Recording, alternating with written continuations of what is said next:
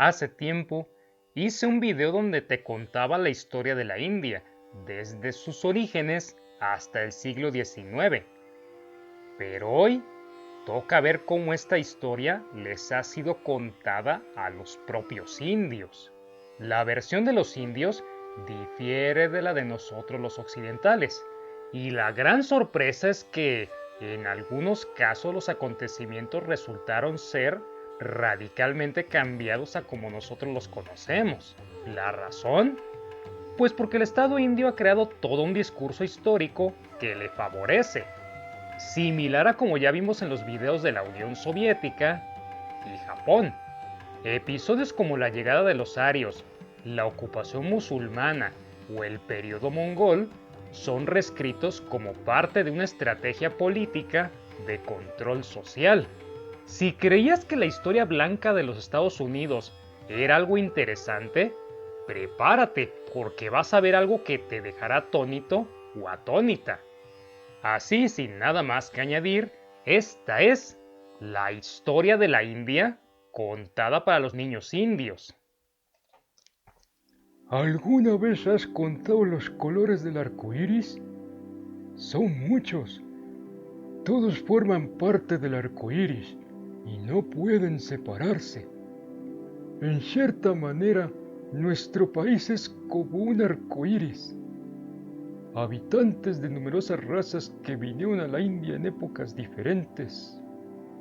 Muchos de ellos terminaron por quedarse en este país, que se convirtió en el propio. Los recién llegados se adaptaron, fenómeno que se reprodujo varias veces. El resultado es que cada indio de hoy está constituido por diferentes aportaciones, al igual que un arco iris. Nuestra historia es una historia maravillosa de la que podemos enorgullecernos. Ciertamente, existen también periodos de los que no podemos estar orgullosos, pero debemos conocer tanto lo bueno como lo malo de nuestro pasado. La sabiduría más primordial de los indios, o cuando menos de la mayoría de ellos, son los Vedas, textos sagrados de la religión védica, la cual a su vez es la versión antigua del hinduismo. Los Vedas fueron enseñados por los arios a los pueblos originarios de la India, cuando los conquistaron y les impusieron el sistema de castas. Aquí el texto fundacional es el Ramayana, poema épico que vendría a ser el equivalente del Génesis en las religiones cristianas.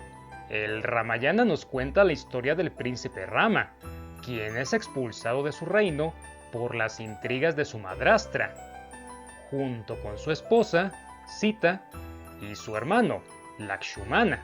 Ya en el exilio, los tres se adaptan a vivir en la selva, pero después Sita es secuestrada por el demonio Rava, y Rama y su hermano van a su rescate. No están solos, sino que son acompañados por Sugriva, el rey de los monos, quien los lleva hasta donde está Sita. Llegan, pelean contra Rava y lo derrotan, consiguiendo así rescatar a la esposa de Rama. Posteriormente los tres exiliados pueden retornar a su reino. Rama se convierte en rey y tiene un gobierno justo y ejemplar. En la tradición védica, Rama es tenido como un avatar del mismísimo Vishnu, el cual, como vimos, liberó a la India del demonio Rava, dando paso así a nuestra era y sirviendo de ejemplo para todos los gobernantes hindús de la India. Sin embargo, ¿adivina qué? Esta es la versión del Ramayana que se le cuenta a los niños en los libros de texto. En la verdadera versión, sí ocurren los hechos que te acabo de mencionar, pero también otros que para nada se comentan en las aulas, como por ejemplo que Rama mató a un rival a traición, apuñalándolo por la espalda, o que repudió a su esposa luego de rescatarla. ¿Por qué? Pues porque había vivido en la casa de otro, o séase, Rava. todo en aras de mantener una imagen positiva de Rama, y que éste continúe siendo un ejemplo para las nuevas generaciones de la India. Preservar el hinduismo y rescatarlo de cualquier mancha o controversia. Esa es la misión más urgente y desesperada de la política educativa. Por eso Rama es limpiado de sus malas acciones. Y por eso mismo son silenciados todos los aspectos de la religión hindú que pudieran percibirse como negativos. En los libros de texto no se profundiza en el sistema de castas, ni se cuenta el conflicto étnico entre los arios y los indios. Solamente se menciona que se hicieron amigos y que coexistieron en paz. Y esto es algo con lo que nos vamos a encontrar varias veces a lo largo de este video. Así que, bueno, pues prepárate. Además de la llegada de los arios, otra cosa que caracteriza la antigüedad de la India es el florecimiento de grandes imperios, como el de Asoka y sus descendientes. De Asoka también se dice que fue un dechado de virtudes, siendo la más importante el unificar a la India bajo su gigantesco imperio. Incluso se lo llega a comparar con un ramillete de flores. ¿Cómo que un ramillete de flores? Sí, de flores, porque para conservar las flores hay que sostener el ramillete firmemente. Si aflojas la mano, el viento te las arrebata y se esparcen por todos lados. En ese sentido, Asoka es tenido como un hombre que sostenía las flores con una mano firme. Y esas flores son una alegoría a los múltiples y pequeños reinos de la India que fueron unificados bajo su mando. Pero cuando Asoka murió, pues las flores se dispersaron. Junto a este don de mando se enuncia el orgullo y la misericordia como otros de sus atributos. Sin embargo, no se dice ni pío de que, conmovido por los horrores de la guerra, decidió convertirse al budismo. Porque pues, si metes al budismo, pues le quitas protagonismo al hinduismo. Y no. No obstante, el de Asoka no es el único gran imperio que es alabado en la antigüedad. De igual manera, también está el de los Guptas, el de los Harsha y especialmente el de los Mauryas, que son tenidos como otra muestra más del esplendor de ese periodo. Ojo, aquí todos los anteriormente mencionados son reinos hindús, o sea, de religión hinduista. Pero lo que no se les cuenta a los jóvenes indios es que, además de los preceptos de virtud escritos en el reglamento de los Maurya, otra cosa más que los caracteriza es que eran un estado policíaco, o mejor dicho, un estado espía, el único que jamás existió en la historia. En el Imperio Maurya, el espionaje era cosa de todos los días. El gobierno lo utilizaba para espiar a sus súbditos y averiguar posibles traiciones. Y espiaba a todos, o al menos a tantos como fuera humanamente posible. Algo así como lo que pasaba en la novela de 1984 con El Gran Hermano. Y si te atrapaban en algo que tan siquiera resultara ser sospechoso, eras cruel o mortalmente castigado, para que sirvieras de ejemplo para el resto de la población. Así es, el Imperio Maurya era un estado sumamente represor. Sin embargo, ello es totalmente ignorado en los libros de texto, porque pues se trata de un reino hindú, ¿y cómo vamos a hablar mal de un reino que profesaba el hinduismo? Pues no. No obstante, mucha gente comenzó a desertar del hinduismo e irse para el budismo durante este periodo, en parte por la opresión que vivían y en parte por una decadencia social que se comenzó a manifestar durante estos años. Decadencia que desde luego no es mencionada tampoco en las escuelas de la India. Y figúrate tú que tantos adeptos perdió el hinduismo que incluso fue necesaria una reforma para renovar la religión y que ésta volviera a atraer a los indios. Reforma que sí es nombrada en los libros de texto, pero de la cual jamás se explican sus razones de ser. Pero hay más. Los reinos antiguos de la India llegaron a ser tan prósperos y tan poderosos que uno de ellos hasta pudo tener propiedades fuera de la península. más específicamente en Camboya, Java y Sumatra, lugares que fueron conquistados y sometidos a vasallaje por este reino que, perdóname que sea tan reiterativo, era de religión hindú, y se la impusieron a los habitantes de Camboya y de Java. Versión de los libros de texto. Ellos adoptaron el hinduismo de buena gana, de manera espontánea, y se hicieron amigos de los indios. ¿Amigos? Pues estos amigos en el año 484 después de Cristo le negaron su ayuda al rey de Camboya, quien hasta envió una pequeña embajada a la India para pedir auxilio ante la amenaza de un vecino rival. Curiosamente, no fueron los indios, sino los chinos quienes terminaron asistiendo a Camboya. Y no solo eso, sino que además los protegieron hasta el siglo XVIII, cosa que el reino indio jamás hizo. Mas este abandono tampoco se le dice a los estudiantes indios. Pasando a otra cosa, ya durante la Edad Media, el hinduismo tendría que vérselas con un nuevo adversario, el cual era mucho más combativo que el budismo. El Islam, que luego de su incontenible expansión desde la península arábiga, ingresó en la India. De acuerdo con los libros de texto, la India estaba dividida en un gran número de reinos, que combatían entre sí, y que derrochaban de este modo su energía.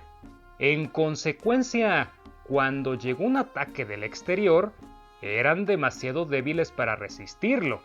Ese ataque del exterior era el de los musulmanes, quienes, gracias a los conflictos internos de la India, efectivamente pudieron adentrarse en el territorio indio, destrozando y saqueando cuanto podían, y eventualmente llegaron hasta Delhi, la cual tomaron. Los indios entonces pasaron a ser dominados por los musulmanes, quienes los humillaron y les exigieron su total y completa obediencia.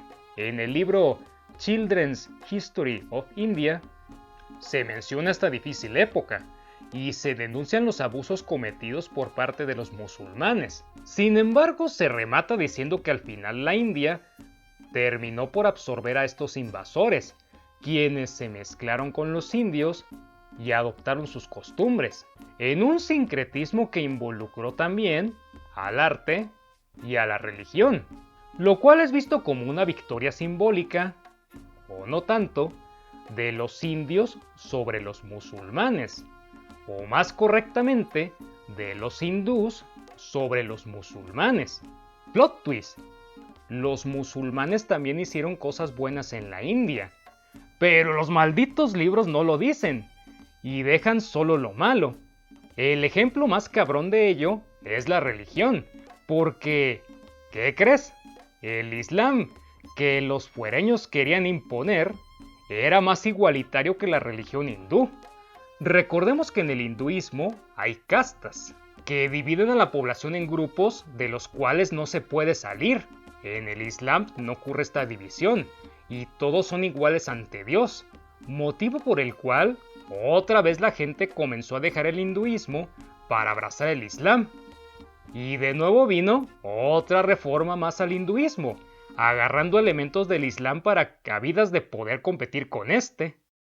Esta es la hora de los mongoles. Ya para finales de la Edad Media, los mongoles arribaron a la India y eventualmente reemplazaron a los musulmanes como el poder reinante en la península. A diferencia de los musulmanes, acá los libros de texto sí hablan de las cosas buenas que hicieron los mongoles, como la construcción del Taj Mahal, por ejemplo. No obstante, el tono cambia cuando se revisa el reinado de Aurangzeb, gobernante que, según los libros de texto, había sido cruel e intolerante y extremadamente tiránico con sus súbditos, lo cual motivó innumerables insurrecciones por parte de los indios, siendo la más celebrada la de los marathás, que de la mano de su líder, Shivaji, le hicieron la guerra al gran mongol. A ver, en realidad Aurangzeb sí fue intolerante y despiadado, pero en el libro de texto esto se acentúa aún más, contrastando con sus antecesores, que fueron más conciliadores y benevolentes, llegando incluso a admitir hindús dentro de su corte. Pero hay más. Las rebeliones provocadas por Aurangzeb y por sus descendientes facilitarían la llegada de un mal mayor. Hay una vieja fábula que cuenta cómo dos gatos peleaban por un pedazo de pan. Entonces fueron vistos por un mono, que inmediatamente se ofreció a mediar, dividiendo el pan en dos mitades iguales, las cuales repartiría entre ambos gatos. Sin embargo, cuando estaba por entregárselas a los gatos, el mono hizo una observación. Una de las mitades era ligeramente más grande que la otra, por lo cual necesitaba arrancarle un trozo para que ahora sí quedaran del mismo tamaño. Así lo hizo. Pero entonces surgió un nuevo problema. El trozo que le había quitado había sido demasiado, y en consecuencia ahora esta pieza resultaba ser más pequeña que la otra. El mono entonces concluyó que debería repetir la operación, quitándole un pedazo a la mitad más grande. Para no extenderme mucho, el mono repitió esto una y otra vez, comiéndose los pedazos que le quitaba a las mitades del pan. Finalmente, cuando no hubo ya más pan que arrancar, el mono huyó, dejando a los dos gatos hambrientos y frustrados. Este relato y la malicia del mono son a menudo comparadas por los indios con el proceder del oficial Robert Clive de la East India Company.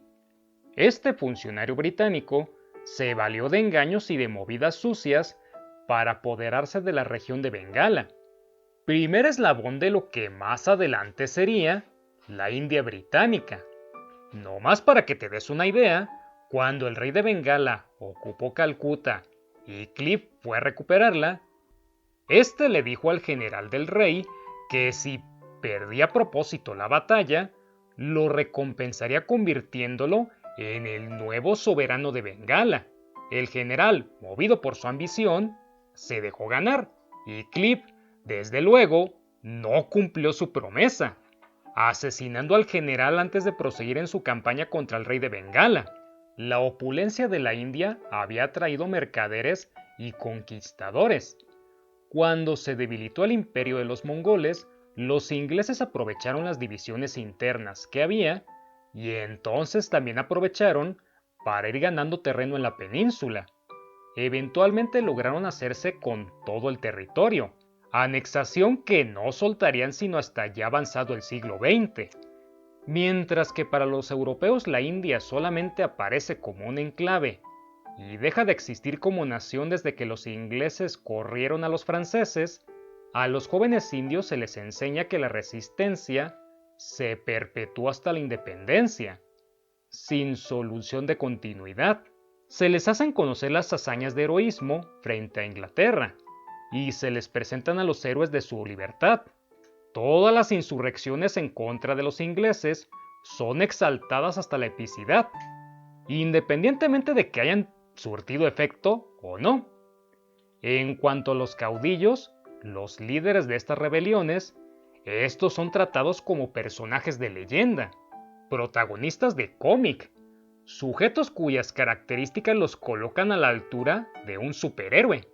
De todos estos, obviamente el que más es alabado es Gandhi, el padre de la patria, la encarnación de todo lo bueno y virtuoso que existe en el universo. Gandhi es el héroe nacional por excelencia, del cual, como ya te la sabes, se omiten todas las faltas y errores que éste hubiese podido cometer. Gandhi es perfecto. Su vida, ejemplar, y su valor superior al de cualquier mortal que haya pisado la tierra. Sin embargo, al otro lado del mundo... ¿Qué? Pero nosotros no hicimos nada malo en la India. Al contrario, hasta mejoramos la vida de los indios con nuestra cultura y nuestros adelantos tecnológicos. Esas son puras patrañas. Los jóvenes ingleses no tienen ni idea de que sus ancestros construyeron su imperio con la sangre y el sufrimiento de los indios, porque la versión que se les maneja es una que favorece a los ingleses, y es más, a los indios se les pinta como seres pasivos, carentes de cualquier virtud y por lo mismo bastante inferiores a los ingleses, quienes los estaban ayudando a mejorar su vida. En ese contexto, las rebeliones indias son percibidas como una ingratitud hacia la bondadosa Inglaterra, que no hacía más que ayudar a los indios. En el caso de los indios, como ya vimos, es todo lo contrario. No obstante, aquí también ocurre lo mismo que con los musulmanes. La llegada de los ingleses sí trajo algo bueno, pero los indios lo omiten por completo en sus libros de texto. Durante el tiempo que duró la dominación inglesa, los europeos liberaron a los indios hindús del sistema de castas, cosa que los igualó a todos. Mas, como en el caso de los musulmanes, esto es algo que dejaría mal parado al hinduismo. Así que de nuevo, es borrado por completo de la enseñanza. ¿Te gustan los giros de tuerca? Pues aquí te va uno. En su administración los ingleses favorecieron a los hinduistas por sobre otros grupos religiosos, e inclusive llegaron a asociar la historia de la India con la religión hindú, ignorando por completo a los musulmanes y a los budistas.